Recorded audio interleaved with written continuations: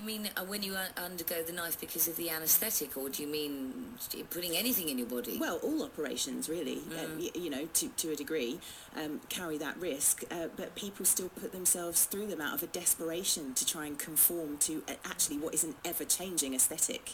You know, you'll never look how you're supposed to look because it's forever changing.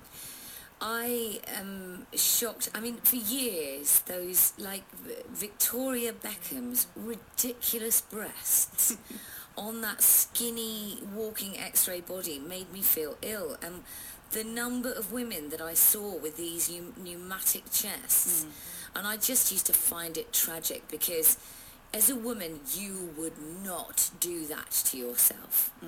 To be entertaining, you might. So I found it sickening on so many levels. But I am guilty of not being happy with the way that I look.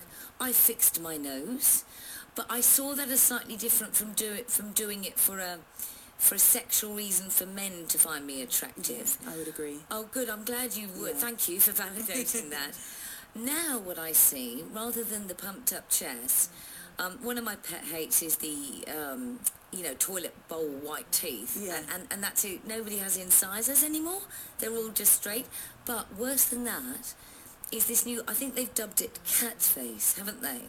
Where these women who are beautiful women who I admired, have suddenly decided in their 40s or early 50s to shove so much stuff in their faces that their eyes get so tiny that they become like cat's eyes. Yeah.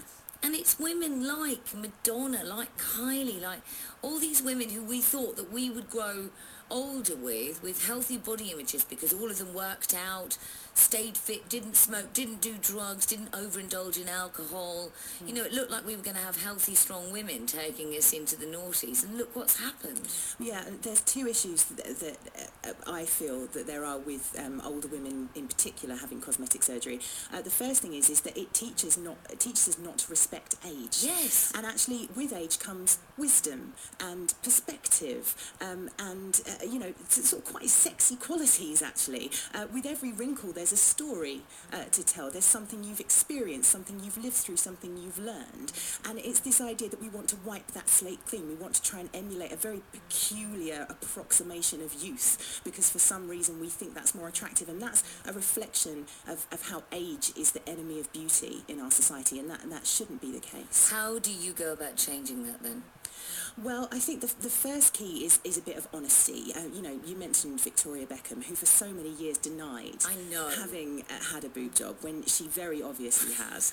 Like, where did they come from then? And you know, at Body Gossip, we want you know, stories from a whole spectrum of different people, and we're not going to judge or condemn anybody. If you want to write in and say, do you know what, I had a boob job and I blooming love it, fine, that's a story worth telling, but it's the honesty that we need. And we need somebody like, for example, now I don't know whether this is her body story, but this is just an example. Like, for example, if Cheryl Cole came forward and said, do you know what, to look like this, I do eat virtually nothing, and I have to work out all the time, and I'm miserable a lot of the time, actually.